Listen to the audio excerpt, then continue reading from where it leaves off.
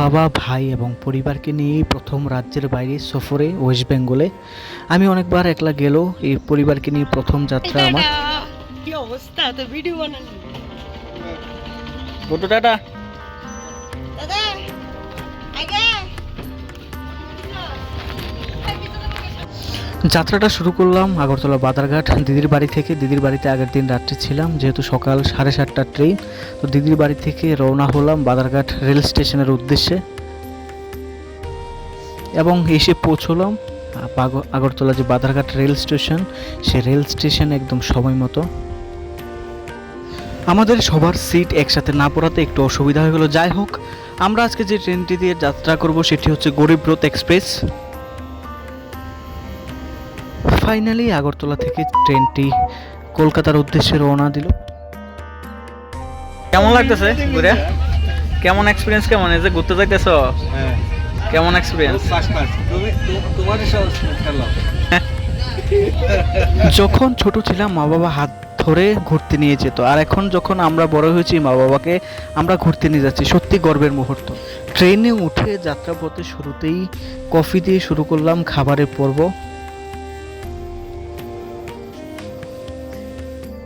যাত্রাপথের কয়েক ঘন্টার মধ্যেই ত্রিপুরার সীমান্তের ধর্মনগর এবং চোরাইবাড়ি পেরিয়ে আমরা পৌঁছে গেছি আসাম সীমান্তের পাথারকান্দি, নিলামবাজার এবং শ্রীভূমি এলাকায়। এবং দেখতে পাচ্ছেন বিঘা বিঘায় অনেক জমি অনাবাদি অবস্থায় পড়ে রয়েছে, জলাভূমি, এবং এগুলোতে গোচারণ ভূমি হিসেবে এখন ব্যবহার করা হচ্ছে। যতটা দেখতে পাচ্ছি খুব সুন্দর দৃশ্য। কিছুক্ষণের মধ্যে আমরা প্রবেশ করলাম বরাক উপত্যকায় এবং আপনারা দেখতে পাচ্ছেন ঢালু পাহাড়ি ভূমি এবং বনভূমির সমন্বয়ে সুন্দর একটি দৃশ্য।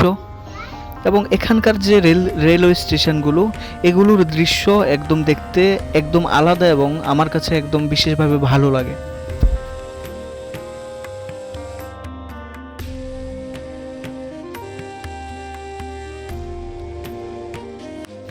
রেলের ওয়াগন ভর্তি পেট্রোল, এগুলি আমাদের 7 সিস্টার যে রাজ্যগুলি, বিশেষ করে ত্রিপুরা রাজ্য এবং বিভিন্ন রাজ্যে সেগুলি পৌঁছবে। দেখতে পাচ্ছেন আপনারা।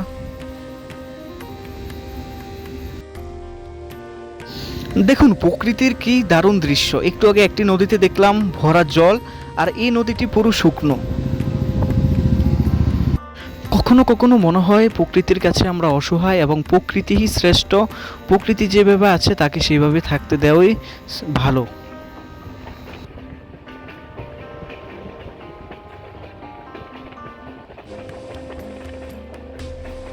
আর কিছুক্ষণের মধ্যে আমি পৌঁছে গেলাম আমার দেখা সবচেয়ে সুন্দর, মানে আমার কাছে ভালো লাগা একটি স্টেশন, সেটি হলো হাফলং রেলওয়ে স্টেশন। দেখতে পাচ্ছেন ন্যাচারাল ভিউ, নেমে একটু উপভোগ করলাম।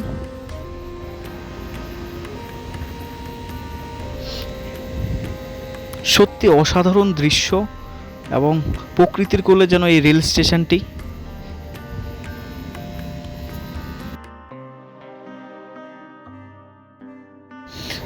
যাত্রাপথে এক দাদার সাথে দেখা। প্রতিবারে যখন যাত্রা করি কেউ না কারোর সাথে ভালো কারোর সাথে পরিচয়, এবং এই দাদার সাথেও এবার তার কোনো ব্যতিক্রম নয়। এই দাদার সাথে দেখা এবং দাদা কফি খাওয়ালো।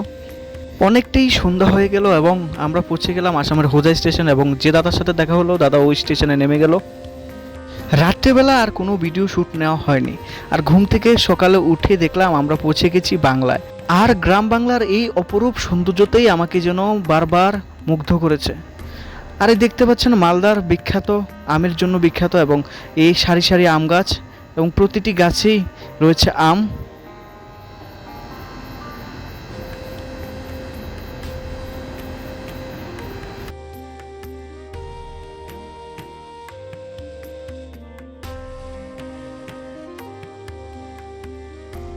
বন্ধুরা দেখতে পাচ্ছেন কি সুন্দর দৃশ্য, জলরাশি। এটি হচ্ছে ফারাক্কাবাদ। আমি যতবার যাত্রা করি আমি ট্রেনে যাওয়াটাই আমি বেটার মনে করি, কারণ ট্রেনে যাওয়া মানে যে চারপাশের যে দৃশ্যগুলো সেগুলিকে উপভোগ করা। এবং এই যে দৃশ্যগুলো আপনি যত টাকা দিয়ে যান না কেন, টাকা দিয়ে কিন্তু কিনতে পারবেন না। আর আমি যতবারে যাই ট্রেনে, আমি চেষ্টা করি যে আশেপাশের দৃশ্যগুলো সেগুলো উপভোগ করার জন্য।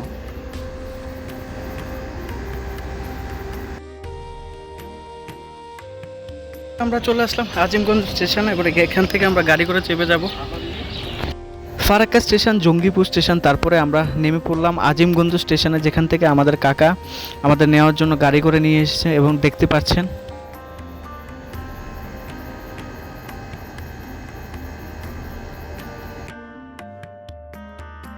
এ হচ্ছে আজিমগঞ্জ স্টেশনের বাইরের লোকটা। ফাইনালি আমরা গাড়ি চেপে আমরা চলছি আমাদের কাকার বাড়িতে এবং আজকের জন্য এই পর্বে এই ব্লগটি এখানে শেষ করছি।